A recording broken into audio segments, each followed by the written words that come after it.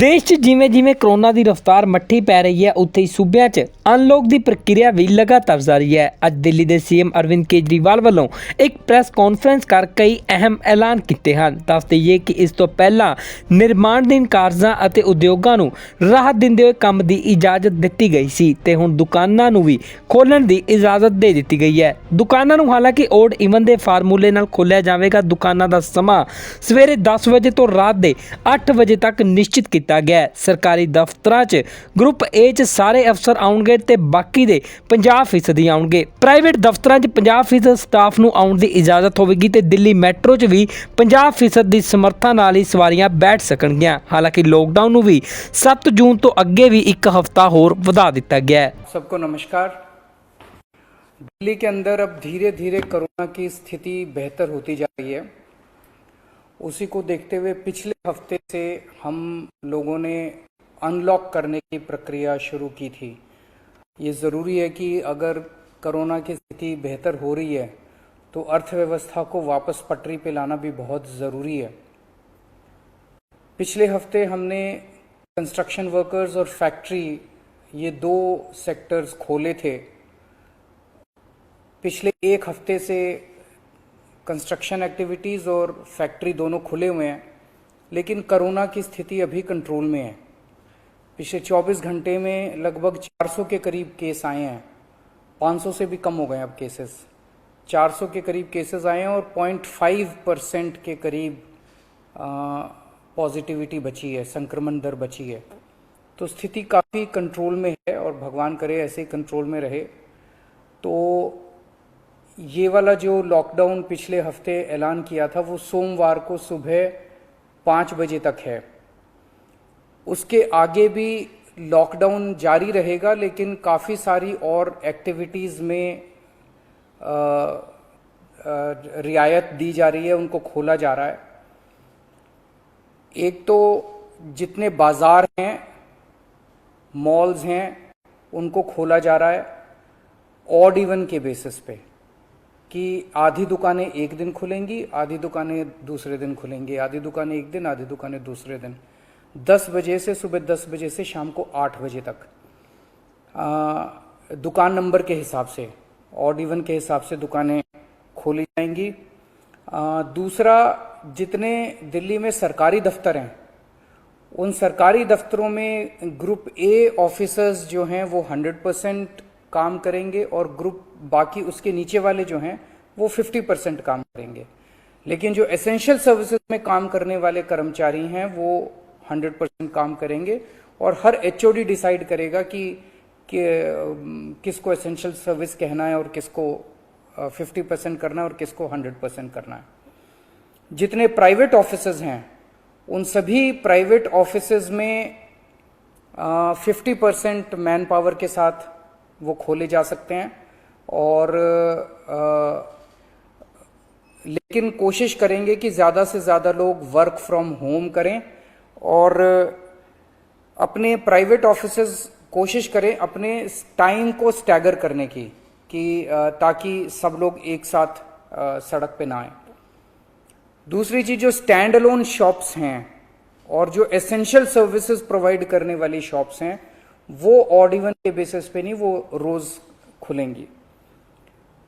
Delhi metro 50% capacity के ऊपर चालू की जा रही है और ई कॉमर्स के जरिए जो सामान बेचने की प्रक्रिया है वो चालू रहेगी।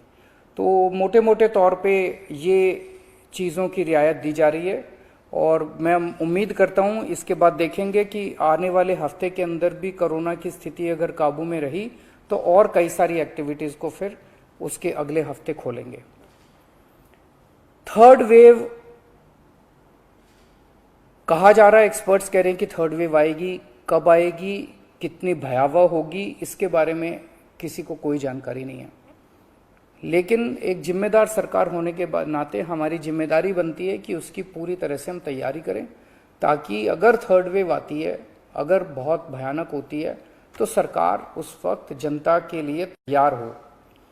इसकी तैयारियां पूरे जोर शोर से दिल्ली सरकार के अंदर चल रही हैं और कल लगभग 6 घंटे तक मैंने 2 अलग अलग मीटिंग ली एक्सपर्ट्स के साथ बात की, जिन ऑफिसर्स ने अभी कोरोना के दौरान काम किया था उनके साथ बात की। हमने 2 कमिटीज़ बनाई हैं, उन दोनों कमिटीज़ के साथ मैंने बहुत डिटेल में चर्चा की। एक चीज़ हम लोगों को ये तय करनी थी, इस बार कोरोना की जो पीक आई थी, मतलब एक दिन में मैक्सिमम कितने केस आए, लगभग 28,000 के करीब केसेस आए थे एक दिन में, 22 या 23 अप्रैल के आसपास।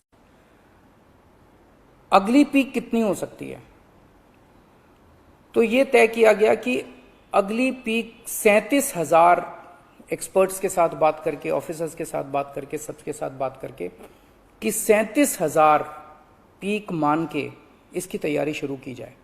इसका मतलब ये नहीं है कि अगर इससे ज्यादा की पीक आएगी तो हम तैयार नहीं हैं, हम उसके लिए भी तैयार हैं, लेकिन एक तरह से 37,000 के बेस के ऊपर अगर हम तैयार हो गए तो फिर अगर उससे भी कहीं ज्यादा पीक आती है तो उसकी भी तैयारी हम लोग, उसकी भी, अगर 37,000 की तैयारी हमारी है तो फिर मान लीजिए और ज्यादा आती है तो उसकी तैयारी तो होगी, उसके लिए हम ज्यादा तैयार हो पाएंगे। तो 37,000 को एक तरह से बेस माना जा रहा है। 37,000 की पीक की तैयारी के हिसाब से अब सारे कैलकुलेशंस किए जा रहे हैं कि अगर 37,000 की पीक आती है तो कितने बेड्स की जरूरत पड़ेगी, कितने आईसीयू की जरूरत पड़ेगी, कितने उसमें से बच्चों वाले होने चाहिए, कितनी ऑक्सीजन की जरूरत पड़ेगी, ये सारी चीज़ें, अब कितनी दवाइयों की ज़रूरत पड़ेगी, ये सारी चीज़ें अब कैलकुलेट की जा रही हैं। एक पीडियाट्रिक टास्क फोर्स अलग से बनाई गई है। वो पीडियाट्रिक टास्क फोर्स ये तय करेगी कि जितने हमारे ऑक्सीजन बेड्स होंगे उसमें से कितने बच्चों के होने चाहिए, जितने आईसीयू बेड्स होंगे उसमें से कितने बच्चों के होने चाहिए। जो बच्चों के होंगे उसके लिए फिर अलग किस्म का सारा इक्विपमेंट होगा, उसका अलग किस्म के मास्क होंगे, अलग किस्म का ऑक्सीजन का मास्क होगा, उसकी सारी चीज़ें अलग होंगी। वो पीडियाट्रिक टास्क फोर्स बना दी गई है कल, वो अलग से अपनी तैयारी करके अपनी रिकमेंडेशंस देगी। इस बार ऑक्सीजन की बड़ी कमी हुई थी और ऑक्सीजन की कमी की वजह से हम लोगों ने देखा कि कई बार ऐसे हुआ था जब ऑक्सीजन बेड्स नहीं मिले थे, ऑक्सीजन के लिए काफ़ी संघर्ष करना पड़ा था। अल्टीमेटली अपने को सुप्रीम कोर्ट के इंटरवेंशन के बाद, केंद्र सरकार के सहयोग से अपने को ऑक्सीजन मिली, लेकिन जब तक ऑक्सीजन नहीं मिली तब तक दिल्ली में त्राही त्राही मच गई थी। अगली वेव अगर आती है तो हम नहीं चाहते कि इस तरह की दिल्ली के अंदर त्राही त्राही मचे, तो ये तय किया गया, इसकी तैयारी शुरू कर दी गई। 420 टन ऑक्सीजन की स्टोरेज कैपेसिटी तैयार की जा रही है।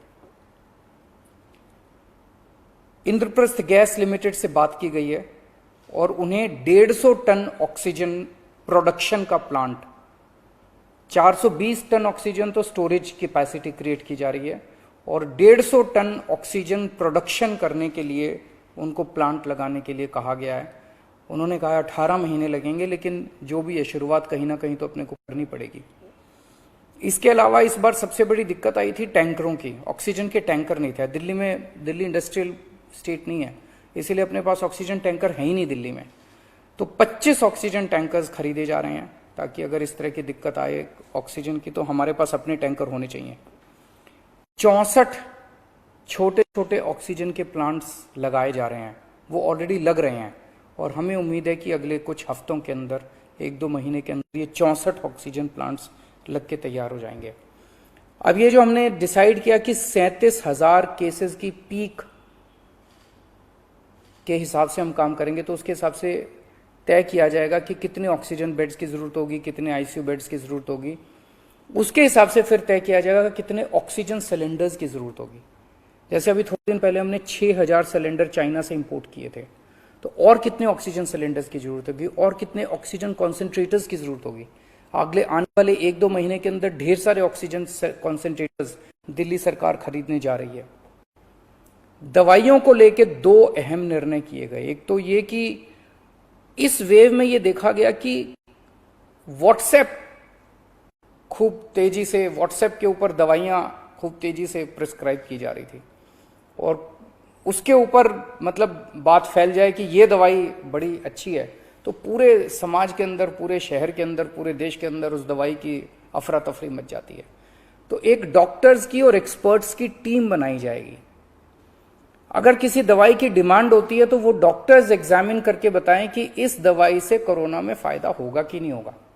अगर डॉक्टर कहते हैं होगा तो सरकार उस दवाई को मुहैया कराने की कोशिश करेगी, और डॉक्टर अगर कहते हैं कि ये दवाई बिल्कुल बेकार है, इससे कोरोना में कोई फायदा नहीं होगा और लोग इसके पीछे भागना बंद करें, तो जनता को उसके बारे में जागरूक किया जाएगा कि इस दवाई के पीछे भागना बंद कीजिए। एक ये।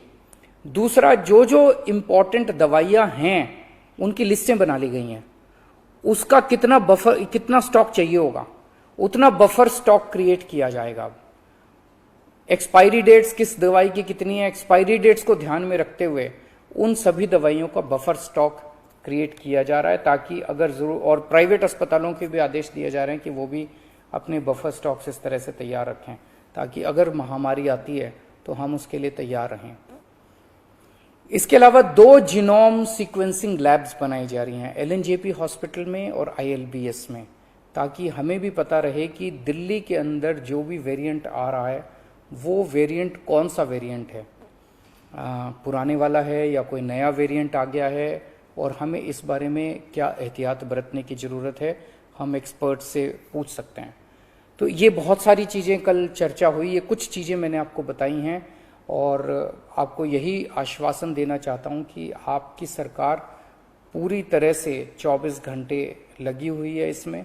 मैं उम्मीद करता हूं कि अब कोई तीसरी वेव नहीं आनी चाहिए, उसके पहले हम कोशिश करेंगे अपने लोगों को वैक्सीनेट कर दें, लेकिन अगर तीसरी वेव आती है तो लोगों को तकलीफ नहीं होनी चाहिए, इसके बारे में हम पूरी कोशिश करेंगे।